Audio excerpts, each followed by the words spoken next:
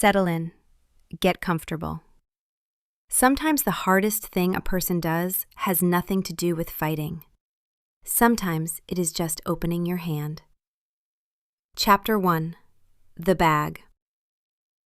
The bag was sitting on the war table between the grain projections and the border dispute maps, and nobody mentioned it.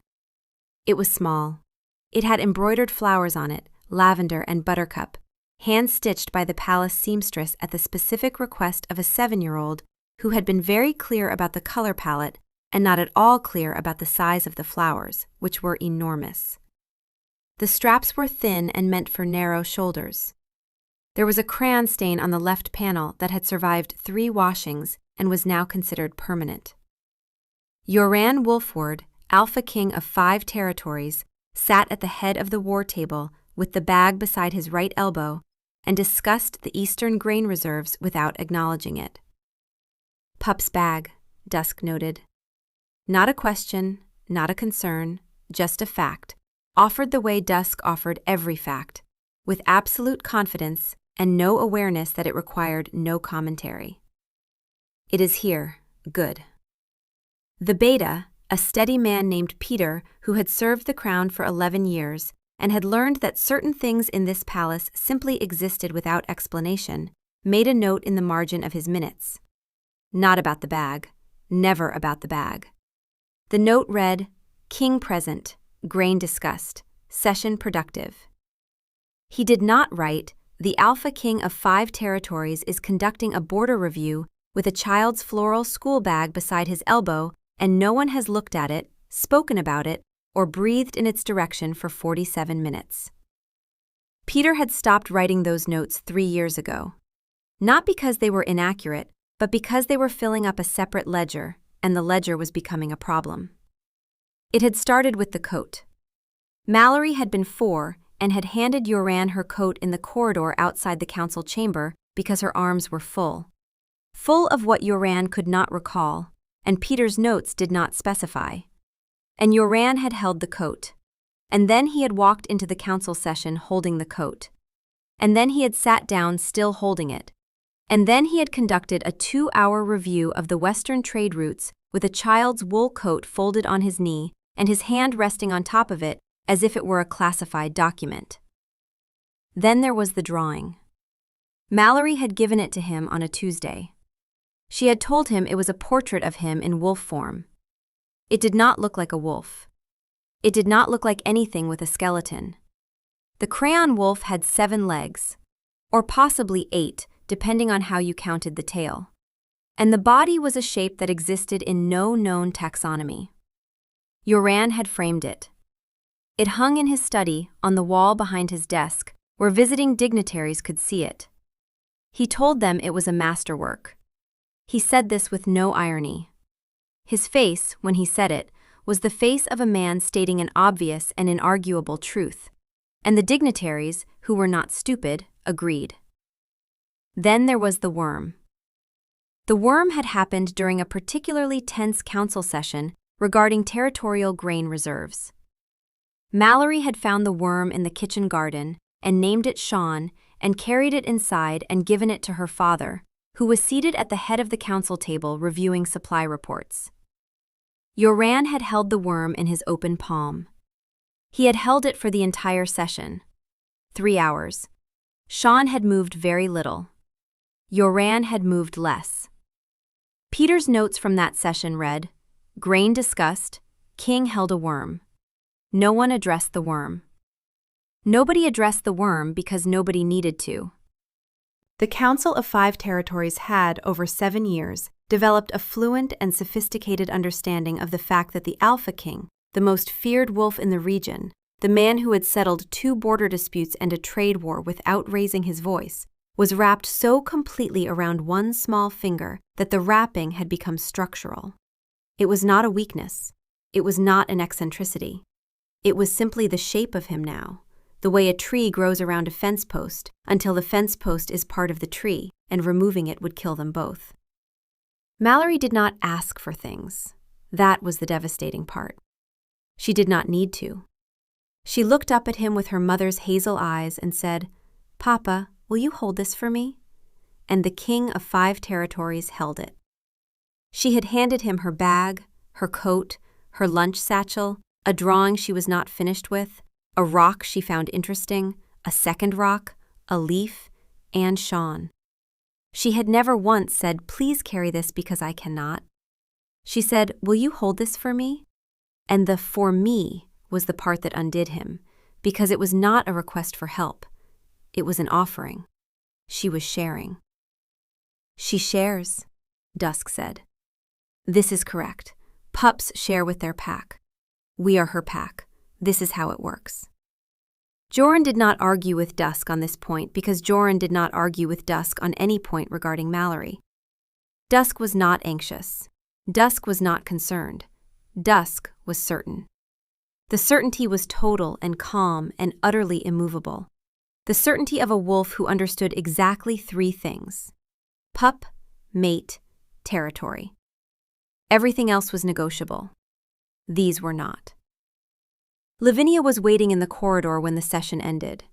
She had been waiting for 12 minutes, which was not a long time except that she had spent all 12 of them watching through the crack in the council chamber doors as her husband, the Alpha King, the man who slept beside her every night and whose heartbeat she could identify in a room of 100 wolves, conducted a trade policy review with their daughter's school bag beside his elbow, and not a single advisor so much as glanced at it. She loved him for it. She had always loved him for it. The specific thing she loved was not the bag, or the worm, or the framed drawing, or any of the individual acts of holding. It was the quality of his attention. Joran Wolford paid attention the way other men breathed, constantly and completely, and when that attention was aimed at Mallory, it became something so total and so unself-conscious that Lavinia sometimes had to look away from it because the tenderness of it was physically uncomfortable, like staring into light. "You are staring again," Quill said. "Through the door, at your own husband. This is not dignified." "I am observing," Lavinia said. "You are smitten. This is fine, but call it what it is." She was leaning against the wall with her arms crossed, and that particular expression on her face, the one that meant she could see the bag from here, and she had opinions about it. "The grain session," she said. "Productive." He shifted the bag on his shoulder. It was small. He was 6'3". The visual contrast was significant. "And the bag?" "Mallory asked me to carry it." "Mallory asked you to carry it 6 hours ago. She is currently in the kitchen making biscuits with the cook and has not thought about the bag once." "She might need it." "It contains crayons, Joran." "Crayons are deceptively heavy." Lavinia looked at him. He looked at her. Something happened between them that had been happening for 9 years and showed no signs of stopping, which was that she saw every single thing he was doing, and he knew she saw it, and neither of them blinked. Her eyes tracked his, hazel and sharp and warm underneath the sharpness. And his jaw was set the way it always was, the permanent architecture of a man holding everything in place. And she could see the effort in it, and he could see her seeing it, and the whole thing was the most intimate act either of them performed in public. "She is looking at you," Dusk observed. "She is always looking at you. This is because we are worth looking at." "He has the bag again," Quill said. Quill was Lavinia's wolf, and Quill had the specific energy of a creature who had seen everything, been surprised by nothing, and found the whole production mildly entertaining. "The king has the crayons. Alert the territories." Lavinia pushed off the wall. She reached up, because she always had to reach up, and straightened his collar where it had folded under the bag strap. Her fingers brushed the side of his neck. His pulse jumped. She felt it under her fingertips, the small betrayal of a man whose body had never learned to be casual about her hands.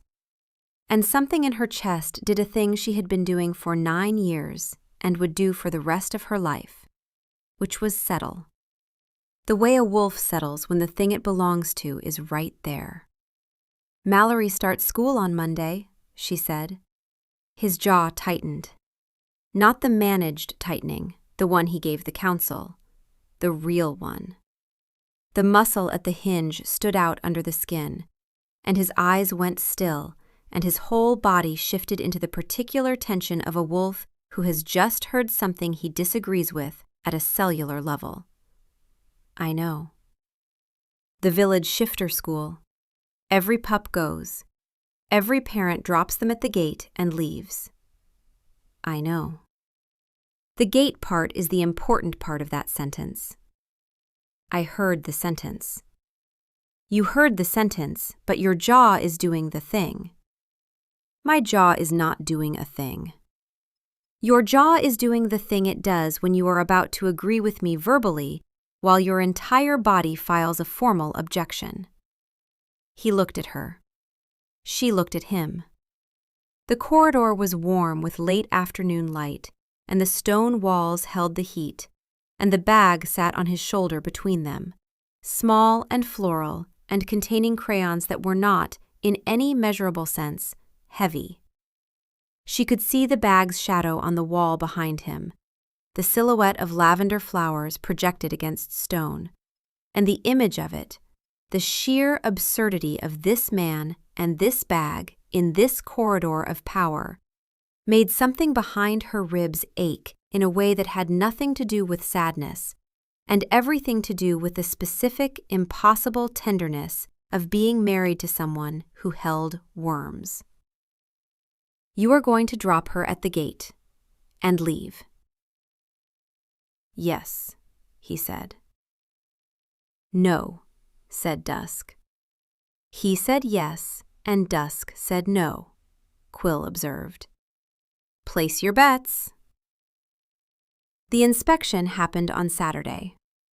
Lavinia found out about it the way she found out about most things Joran did that she had specifically told him not to do, which was from Peter, who told her with the expression of a man who had been asked to coordinate a military-grade security assessment of a building that taught 7-year-olds to identify trees by smell. Joran inspected the school the way he inspected border fortifications, thoroughly, systematically, and with a level of tactical focus that was entirely disproportionate to the threat level, which was 0, because the threat was a schoolhouse. He checked the window latches. He tested the fence posts. He stood in the schoolyard measuring sight lines and muttering about approach vectors. He asked Mrs. Nerissa, the instructor, about her emergency evacuation protocols, and whether she had considered the structural implications of the east-facing wall, which received direct afternoon sun and was therefore, in his assessment, a potential thermal vulnerability. Mrs. Nerissa, who had taught 200 pups and had survived every kind of parent the pack had produced, answered his questions with the patience of someone who understood that the man in front of her was not actually worried about thermal vulnerabilities. Lavinia arrived at 6 in the morning on Sunday and found him testing a fence post for stability. Duncan, she said. She called him Duncan when she was about to say something she had already decided and he had not yet agreed to. She did not know anyone named Duncan. It was a sound she made when Joran was not going to work. It is a school. The north-facing post is loose. It is a school for children. Our child, who is fine. The post is loose. He fixed the post. He fixed 3 more posts that were not loose. He inspected the gate hinges. The gate hinges were fine. He inspected them again. He found that the gate latch stuck slightly on the return, requiring a firm push to engage, and he stood with the latch in his hand for a very long time. The latch sticks, Dusk said, not panicked, certain. This is a structural concern. If the pup needed to exit quickly, she would have to push firmly. And she is 7, and her hands are small, and the latch is stiff, and... The latch needs oiling, Joran said.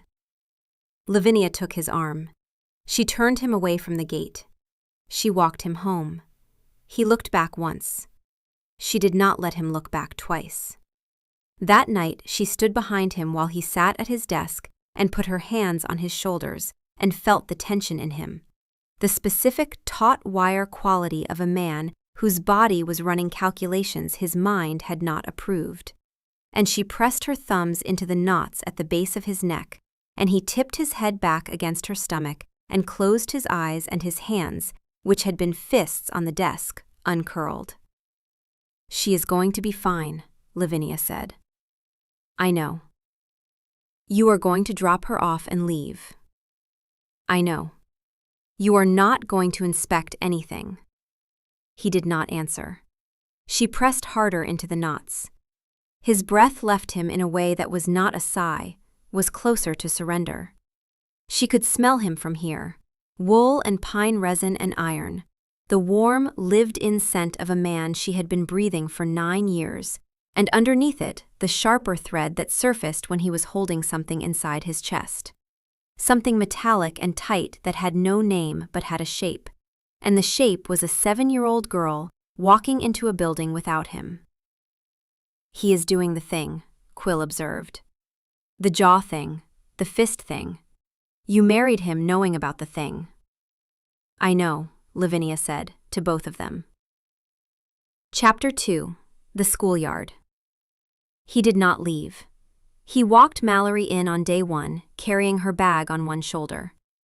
6'3", flowers on the strap.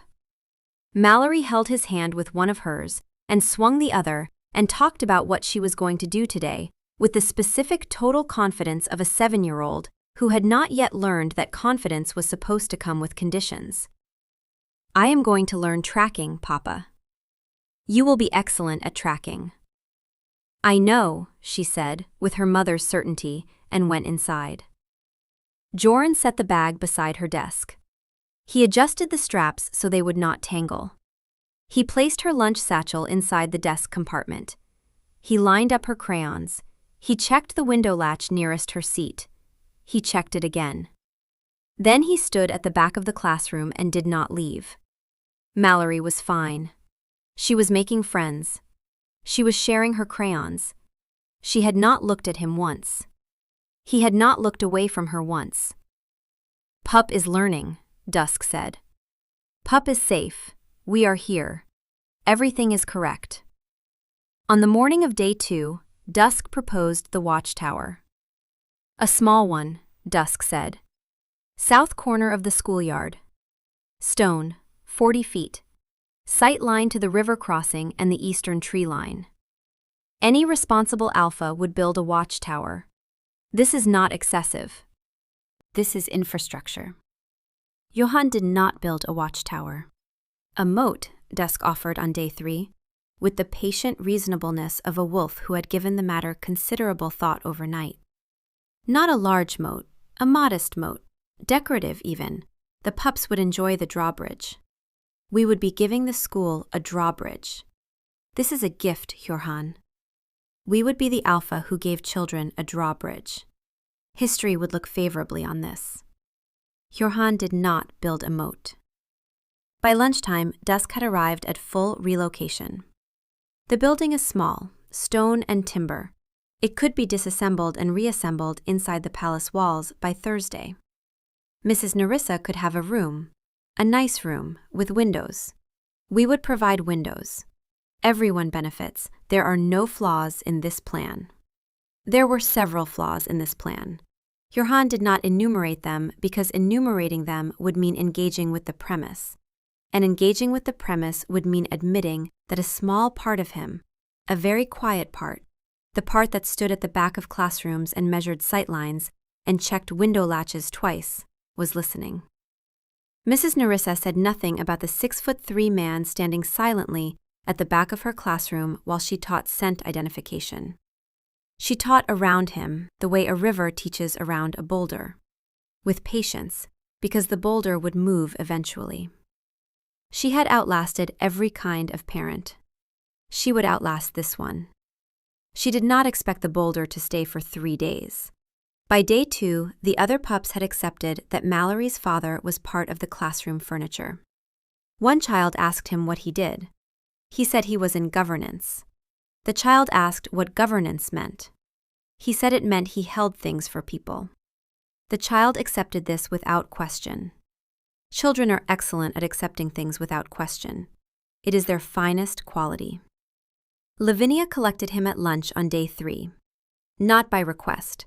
She physically walked into the classroom, took his arm, and walked him out past 30 pups and an instructor who had been teaching with the Alpha King standing behind her like a wardrobe in a coat for 3 consecutive mornings. "She is fine," Lavinia said in the lane. "The instructor's scent tracking methodology is outdated. She is fine." "I am not saying she is not fine. I am saying that the methodology relies on static scent profiles and does not account for crosswind contamination, which is a factor in real-world tracking scenarios and— Johan, she is learning to smell oak trees. She is 7. He looked at the school. He looked at the gate, the one with the latch that stuck. He looked at the window nearest Mallory's desk. Lavinia stepped in front of him. She was a foot shorter and approximately 1/5 of his mass, and she blocked his entire line of sight to the building, not because she was large, but because she was specific. She stood directly in front of him and put her hand flat on his chest, and his heartbeat was doing the thing it always did when she touched him, which was forget how to be steady. "Come home," she said. He came home. He went back at 2. By day 4, he was standing across the lane. By day 5, the village had accepted that the Alpha King simply lived there now. He had a spot. The baker, a heavy-set man named Raymond, who had been baking for the village since before Johan was born, brought him a roll in the morning without being asked. The cobbler nodded at him from across the lane. He was a fixture, like a lamppost that frowns. "Good position," Dusk said, surveying the lane. "Clear sightlines, unobstructed approach. We can see the gate, the yard, and the east-facing wall. This is sound. This is reasonable. This is what any wolf would do." "Any wolf," Quill said, from inside Lavinia's mind across the village. "Any wolf who also happens to be the most powerful alpha in 5 territories, standing in a lane watching a school like a very well-dressed scarecrow." Mallory was not aware of any of this. Mallory was having the best week of her life. She had made 4 friends, learned the names of 6 trees by scent alone, and told 3 children that her father was very tall and holds things for me. She had not mentioned that he was the king. She did not consider this the interesting part. Day 6, dinner. Mallory described her day in full. She did this with dramatic pauses and sound effects, and at one point stood on her chair to demonstrate the technique Mrs. Nerissa had used to explain wind scent patterns, which involved holding both arms out and spinning. Joran caught her water glass before it hit the table. He did not interrupt. He listened with the specific, total attention of a wolf receiving critical intelligence. "And then," Mallory said, "Octavia said she could already track a squirrel, but I said I tracked a rabbit, which is harder because rabbits are faster, and she said squirrels are faster, but I said rabbits are more clever, and then Mrs. Nerissa said both animals have value as tracking subjects and told us to sit down." "Who is Octavia?" "She is my best friend." "Since when?" "Since today. Keep up, Papa." "Keep up, Papa," Quill repeated. "The pup just told you to keep up. She is magnificent." "Is Octavia a good tracker?" he asked, because he could not help it. "She is an excellent tracker. She tracked a pine cone today." "A pine cone?" "By smell. Pine cones have a very distinctive scent profile. That is not especially—" Lavinia put her hand on his arm under the table. He stopped talking. Mallory did not notice the hand or the stopping. She was already describing the smell of pine in terms that were simultaneously inaccurate and passionately committed. "It smells like winter," she said, "and also like soap, and a little bit like Papa's study." Joran looked at Lavinia. The corner of Lavinia's mouth was doing the thing it did when she was not laughing in front of their daughter. She looked back at him, and her hazel eyes were bright with it, the held-back laugh, and his expression stayed composed, but something at the hinge of his jaw shifted, the managed face cracking by exactly 1 degree, and that 1 degree was more intimate than anything that happened with witnesses. Under the table, her hand was still on his arm, and his arm was warm and solid, and he had not moved it, and she had not moved hers, and they stayed like that, connected below the table, while their daughter described the scent of pine cones above it, and the quiet conspiracy of it was theirs. Mallory went to bed. Her bedtime involved a story, which Joran told, sitting on the edge of her bed with his large frame folded into the small space, his voice dropping into the low, quiet register he used for no one else. It involved 3 glasses of water, which Lavinia provided with decreasing patience and increasing affection. It involved a question about whether wolves dreamed, which Joran answered honestly, yes, and a follow-up question about what they dreamed about, which Joran answered carefully, because the honest answer was, you, it is almost always you, and a third question about whether Papa's wolf liked Octavia, which Joran answered after a pause by saying that Dusk appreciated anyone who was important to Mallory, which was the diplomatic version of Dusk saying, "Who is Octavia? Does Octavia share? Is Octavia kind to our pup? These are reasonable questions." Then they were alone. The house was Mallory quiet, which was a specific kind of quiet, the kind that rang slightly, as if the walls were still vibrating from her and hadn't settled yet. Lavinia was in the hallway. Joran was at the end of it. The full length of the corridor between them and nothing in it. She looked at him. He looked at her. 9 years and she could still feel it, the way the air changed weight when they were alone, as if the house itself exhaled and left them in the thinner air underneath. He took a step toward her. She took a step toward him. His hand came up, not reaching, not quite. The fingers open and the intention in his shoulders and his eyes the color they got when it was just them. Warmer, the brown going almost amber at the edges. Dusk humming beneath his skin in a register that had nothing to do with pups or fences or school gates. She stopped. He stopped. 3 feet apart in their own hallway, with the dishes unwashed and the fire dying and every reason to close the distance, and no reason not to except that the wanting was the thing, sometimes. The wanting was worth standing in. His breathing was not steady. She knew because hers was not steady either. "Dishes," she said. "Dishes," he said. His voice was half an octave lower than it had been 30 seconds ago, and they both pretended not to notice. Lavinia washed dishes. Joran dried. This was their architecture, the shape of 9 years.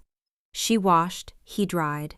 They stood at the basin side by side, and the sides of their arms touched, and neither of them moved away from the touching, and neither of them moved toward it, and the whole thing existed in the space between deliberate and inevitable, which was where their marriage lived. The basin water was warm. Steam rose between them. She could smell him beside her, wool and pine resin and iron, the evening version, softer than the morning one, as if the day wore away whatever he was performing, and what was left by nightfall was just Joran. His forearm brushed hers as he reached for the next plate. The hair on his arm was dark, and the skin was warm, and the brush was not accidental and not deliberate, and was, somehow, the most charged thing that had happened all day.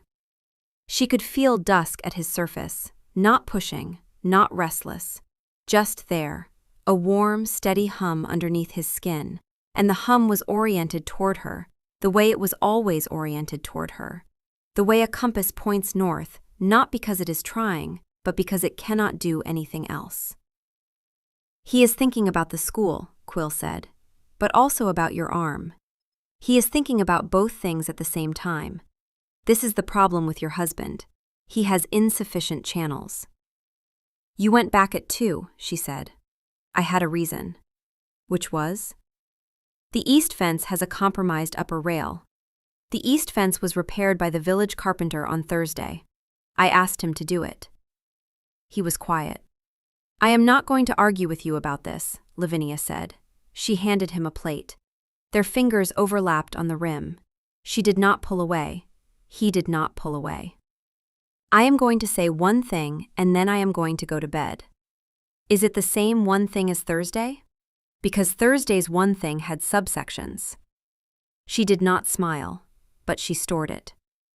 She is not in danger, Joran. She is in a school. She is surrounded by adults whose job it is to keep her safe. She is strong, and she is smart, and she is capable, and she does not need you to stand in a lane. He dried the plate. He set it down. He looked at the basin. She is small, Lavinia. 2 words. She is small. He said them the way he said everything that mattered, which was quietly and without any of the weight he gave council sessions or border talks, as if the important things were not big enough for his public voice, and required the private one, the one she heard in the dark when they were alone, and his managed mode dropped, and what was underneath was just a man who loved someone and did not know how to hold that love at the correct distance. She put down the dish. She turned. She put her hands on his face, both sides, the way she did when she was about to say the thing that actually mattered. And his eyes were warm and brown and very still, and at the edges of his irises there was a faint ring of amber. Dusk right at the surface, not pushing, just present. She is small, Lavinia said, and the world is not, and you cannot hold the whole world still. He leaned his forehead against hers. She felt his jaw unclench under her palms, the slow, deliberate release of a man who had been holding everything in place since 6 a.m. I know, he said. He did not know, but he was trying. Chapter 3. The Engineering. Lavinia changed strategy in week 2. She stopped arguing and started engineering. She volunteered him for things inside the school. Fix this shelf. The hinge on the supply cupboard is sticking. The older pups could use a demonstration of the combat shift from an experienced wolf. She gave him a reason to be in the building that was not standing outside it. And the reason had an ending. And the ending got earlier each day. Fix the shelf took an hour. The hinge took 40 minutes. The combat demonstration took 20 minutes and was, Mrs. Nerissa admitted privately to Lavinia, excellent. The older pups learned more from watching Joran shift than they had learned in a term. He was precise, he was controlled. His wolf form, Dusk, was large and dark-furred and absolutely still. And the stillness taught them something no instruction could, which was that power did not have to be loud. The pups are watching, Dusk said during the demonstration, standing motionless in the schoolyard while 12 children stared. They are learning. This is good. Also, our pup is in the 3rd row, and she is the most impressive pup in the yard. This is not bias. This is simply true. Lavinia watched this happen the way she watched everything Joran did, which was with the specific attention of a woman who had learned that the best way to move a mountain was not to push it, but to give it somewhere better to be. She had married him knowing what he was. She had married him because of what he was. The man who held things. The man who could not put things down. The man who showed up and stayed and did not know how to leave. These were not flaws. They were the architecture of him. The same bones that made him a good king and a good father and a good husband. And the trick was not to change the architecture, but to give it better rooms. You are engineering your own husband, Quill observed. This is effective. I approve. I am supporting his growth. You are engineering him. Call it what it is. By week 3, Joran was inside the school for 30 minutes doing something useful and then leaving. And he was leaving because he had finished, not because he had been extracted. The lane spot was empty by 10. The baker stopped bringing the roll. The cobbler stopped nodding. He was caught twice. Once behind a hedge on the school's east side. Peter found him. Joran said it was a routine border inspection. Peter, who had served this man for 11 years and had once filed a report about a worm, looked at the hedge, looked at the school, looked at the king, and turned around and walked away. He walked 20 paces down the lane before he had to stop because his shoulders were shaking, and if the Alpha King heard him laughing, the Beta would be reassigned to the northern outpost before sundown. Once inside the building itself, Joran had volunteered to repair a second fence that did not require repairing. Mrs. Nerissa, who had been teaching around this particular boulder for 3 weeks and had developed a quiet and unsentimental respect for the size of whatever he was carrying, simply handed him a hammer and let him stay. At least it was honest. "The fence is important," Dusk said. "The fence has structural significance. The fence is fine," Quill said. "The fence is fine now, because we fixed it. You are welcome." The walk became a routine. Every morning, Joran and Mallory, and then Joran and Mallory and Lavinia. 6'3", flowers on the shoulder. Mallory held his hand with one of hers and swung the other and talked about what she was going to do today, and he listened with the absolute focus of a wolf receiving intelligence. And Lavinia walked beside them and straightened his collar, and the collar straightening was a thing now. She reached over Mallory's head each morning. Her fingers found his collar where it folded and pressed it flat, and her fingertips grazed the skin of his neck just above the collarbone, the warm stretch of skin where his pulse lived. And every single morning his breath caught in a way he thought he was hiding, and that she could hear as clearly as weather. One morning, a Thursday, no particular reason, her fingers found his collar and his head turned. Not away, toward her hand. His mouth passed within an inch of her fingertips, and his breath was warm against her wrist, and his eyes were on hers, and the brown was gone, entirely, replaced by something amber and specific and ungovernable. And Mallory was holding his other hand and talking about beetles, and neither of them heard a single word about beetles. Her hand stayed at his collar, his jaw turned into her palm. The morning lane was bright and ordinary around them, and the moment was not ordinary at all. She could feel dusk humming at the surface of his skin under her fingertips, and the hum was not about the school. Then Mallory said, "Papa, beetles." And the moment broke, and he straightened, and she withdrew her hand, and the collar was flat, and everything was exactly as before, except that it was not. The first time she had done the collar thing, weeks ago, he had looked at her with the expression of a wolf who had never been taken care of in public and did not know what to do about it. She had done it again the next morning. By week 3, the collar straightening was as fixed a part of the routine as the bag. "She is touching us," Dusk noted every morning, with the earnest delight of a wolf who had experienced this phenomenon approximately 3,000 times and found it astonishing on every occasion. "This is excellent. More of this. Always more of this." "You are aware she's been touching him for 9 years," Quill said. "This is not new information." "Every time is new," Dusk said. "Every single time." One evening, after Mallory was in bed and the house was quiet and the fire was burning low, Lavinia sat beside Joran on the edge of their bed and said, "Why?" He was unlacing his boots. His hand stopped. "Why the lane? Why the fence? Why the posts?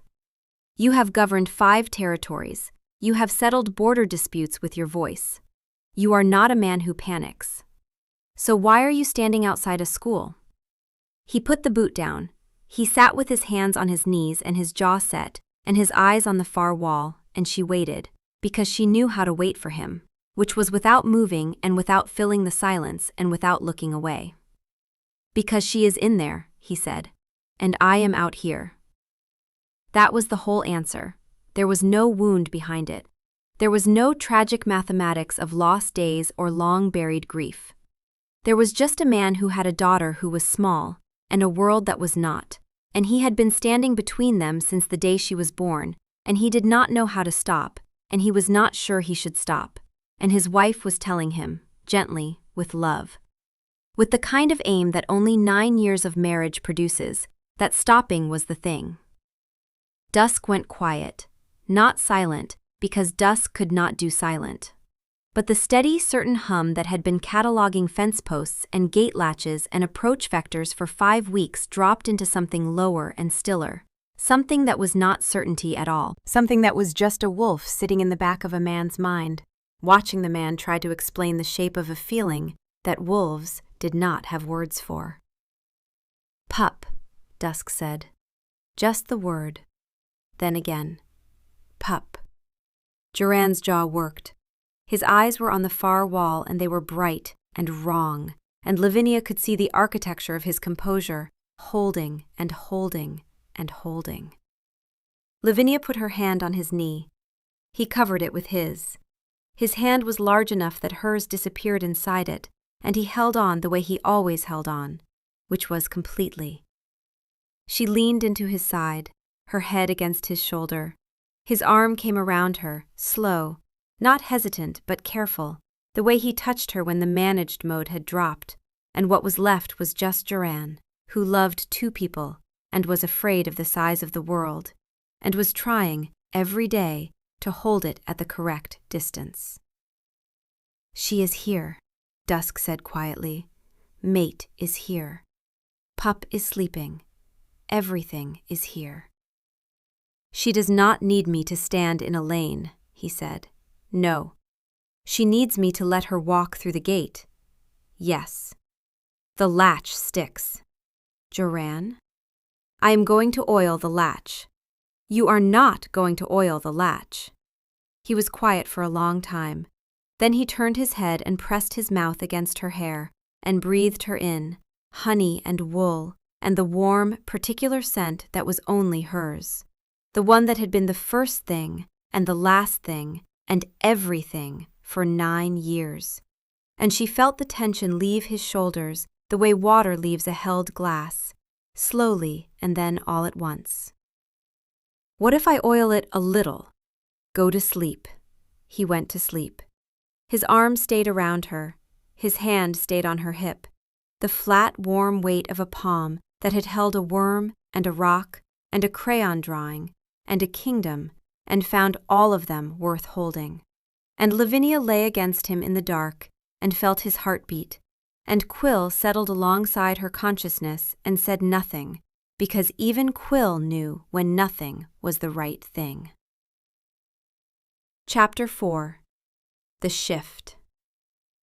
It happened on a Tuesday. Nobody expected it on that day. First shifts came when they came. Some pups were 7, some were 9, some were later, and that was fine. Mallory had not shown signs. Mrs. Nerissa had not sent a note. There was no warning. Duran was at the palace.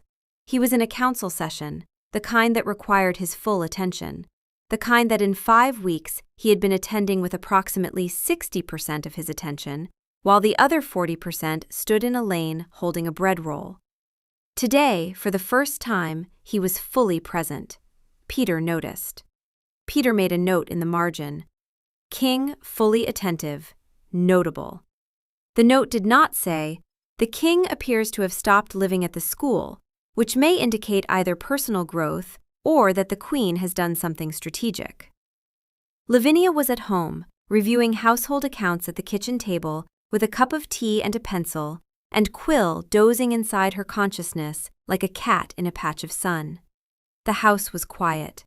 The kind of quiet that only happened when Mallory was elsewhere, which was to say the kind of quiet that had a Mallory-shaped absence in it, and Lavinia was aware of the absence the way she was aware of the weather, constantly and without urgency. It happened mid-class in the schoolyard, during a routine tracking exercise. Mallory went down on all fours and came up as a small copper wolf with 2 big ears and her mother's hazel green eyes, and she looked around with the specific delight of a creature who had just become herself for the first time. The pups cheered. Mrs. Nerissa, who had seen 200 first shifts and still teared up every time, said something calm and competent and kind. Mallory's wolf was small and bright, and her ears were enormous, comically large, and she shook herself once, and her whole body wagged, and she was the happiest thing in the schoolyard, by a margin that was not close. She shifted back. She was grinning so wide it was structural. And then she picked up her bag. Her bag. The one with the flowers. The one her father had been carrying for 6 weeks. She picked it up and put it on her own shoulders, and adjusted the straps the way she had watched him do it every morning. One side, then the other. A mirror of him. And she carried it herself out of the yard, through the gate with a latch that stuck. She worked the latch. She pushed it firm and sure. She got it open. She walked through. She carried the bag down the lane and home. She came through the kitchen door at 3:20, and both of them were there, because they were always there at 3:20. Joran had come straight from the council session. He was still in his formal tunic. Lavinia was at the table. "I shifted," Mallory said. She said it the way she said everything, which was with her whole body. She was vibrating. She was a small, human-shaped container of the biggest thing that had ever happened to her, and the container was not adequate to the contents. Joran put down what he was holding. Lavinia put down what she was holding. "Show us," Lavinia said. "I cannot just show you. There is a whole story." "Then tell us the story." Mallory told it. She told it badly and out of order, and with a level of physical reenactment that sent a water glass off the table. And Joran caught the glass without looking and listened and did not interrupt once. His eyes were on her. His whole body was on her. The total focused attention of a wolf for whom this child was not a part of his world, but the axis of it. "I was the first one today," she said. "You were the first," Lavinia said. "I was not even scared." "No," Joran said. "My ears were too big." "They will grow in." "They were enormous, Papa." "They will grow in." The instructor said they were the biggest first shift ears she has ever seen. "Then they are the best ears in the territory," said the Alpha King with total conviction. Mallory went to wash her hands because Lavinia had said, "Wash your hands."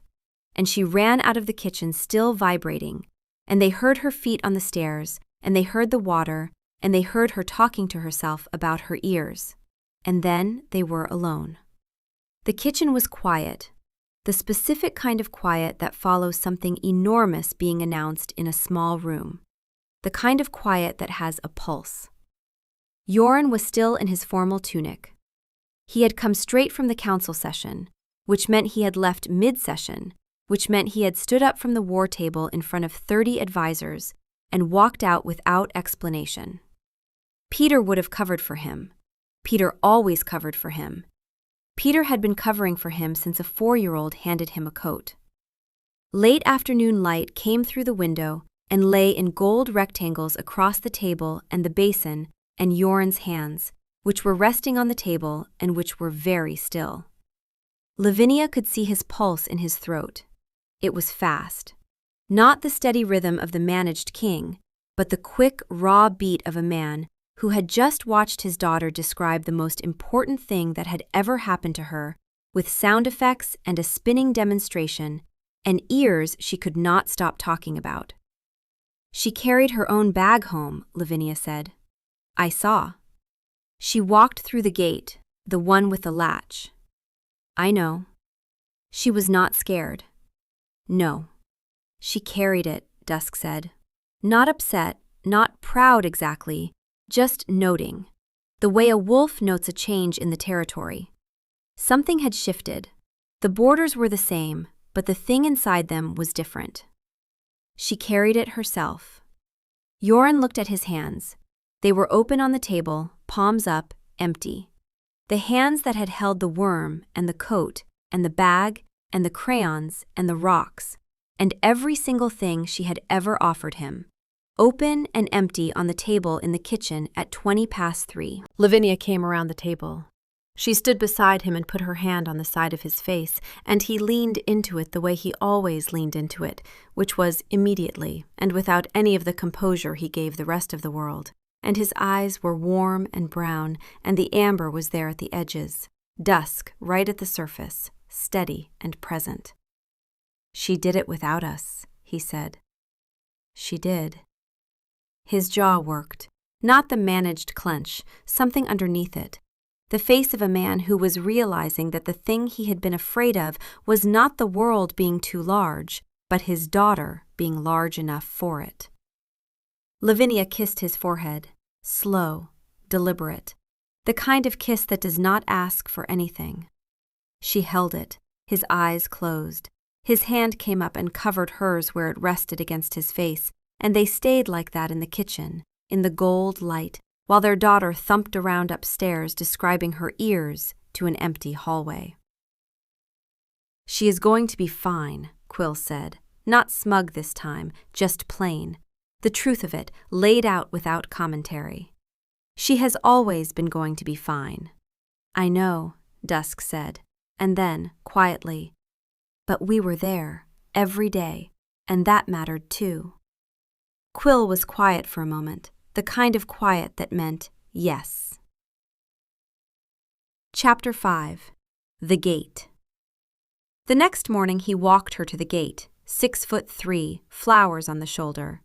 Mallory held his hand with one of hers and swung the other, and talked about what she was going to do today, which was show Octavia her shift because Octavia had not been there yesterday and Octavia was going to lose her entire mind. Lavinia walked beside them and straightened his collar.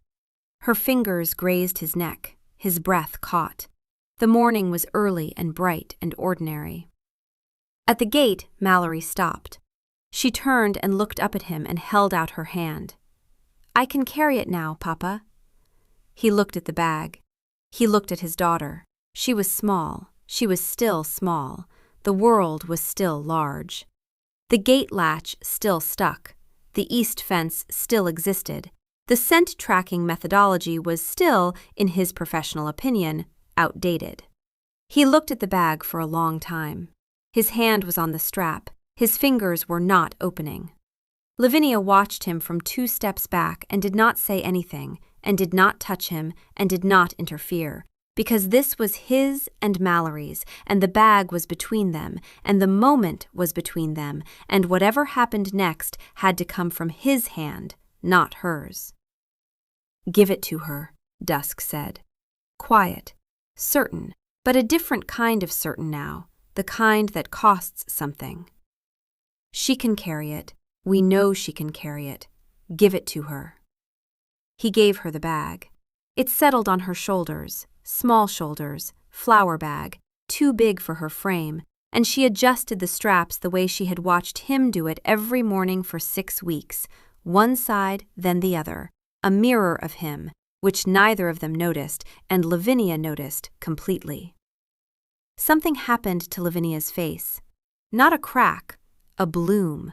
The specific expression of a woman watching her daughter become a small version of the man she loved, performing his gestures with her body the way children do, absorbing the shape of their parents without knowing they are doing it. And Lavinia pressed her hand to her own mouth and held the feeling inside it and did not let it escape, because if it escaped, she would cry. And if she cried, Joran would carry the bag back. "She has his shoulders," Quill said. "She is doing his strap thing. You see this, yes? You see what is happening here?" Mallory went inside. The gate latch stuck. She worked it. She pushed, firm, sure. She got it open. She went through. She did not look back, which was exactly right. Jorer watched her go. His hands were at his sides, open, empty, and his shoulder was bare where the bag had been, and the emptiness had a weight that the bag had never had. Lavinia took his hand. He let her. Their fingers laced together, the way they had been lacing together for 9 years. His hand large enough that hers disappeared inside it. And she held on, and he held on. And they stood at the gate for a moment. Just a moment. Not a vigil, not a post. Just 2 parents, watching a small, copper-haired girl walk into a building she was ready for, carrying a bag she could carry, with ears that would grow in. They turned around. They walked home. His shoulder was empty and his hand was full, and the morning was the size it had always been. "She worked the latch," he said. She worked the latch. It sticks. It does. She got it open. She did. He was quiet for a few steps. Lavinia squeezed his hand. The bag looked heavy, he said. Joran. Crayons are deceptively heavy. She laughed, a real laugh, sudden, arriving before she could shape it. She leaned into him while they walked, and his arm went around her shoulders, and she fit against the side of him the way she had always fit, which was exactly. And his mouth pressed against the top of her head, and she felt him smile against her hair, small and real and earned.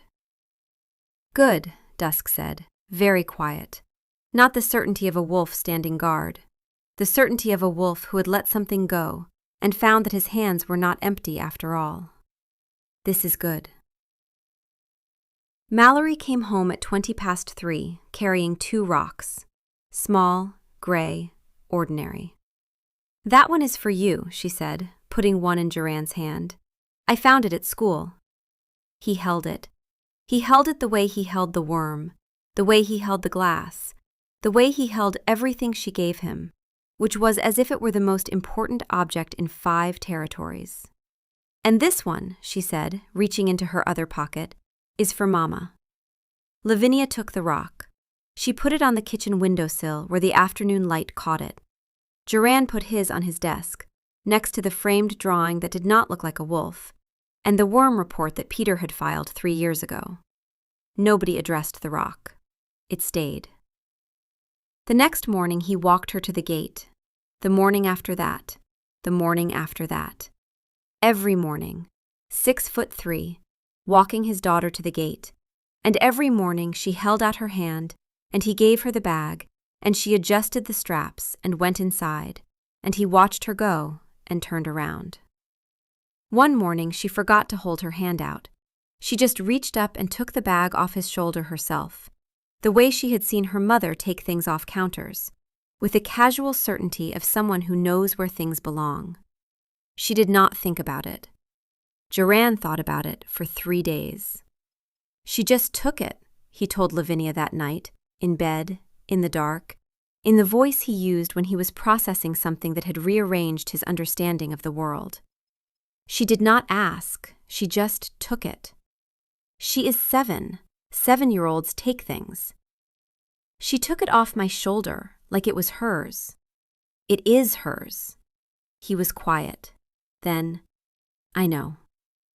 Lavinia rolled over and put her head on his chest, and his arm came around her, and she felt his heartbeat under her ear, slow and steady and warm, and Quill settled and Dusk settled, and the house settled around them, the way houses do when the people inside them are finally still. He still straightened a strap sometimes. He still checked the latch. He still stood at the gate for a moment after she went through, his hands at his sides, open and empty, watching the place where she had been. But he turned around. Every time he turned around. And Lavinia was there, and she took his hand, and they walked home. That afternoon, Peter looked at the rock on the king's desk. Peter looked at the king. Peter made a note. Grain discussed. King held a rock. No one addressed the rock. The rock stayed. The bag stayed at school. The ears grew in, and every morning, without fail, Lavinia reached up and straightened his collar, and his breath caught, and the sun was on the lane, and the world was the size it had always been, and it held all 3 of them, which was enough.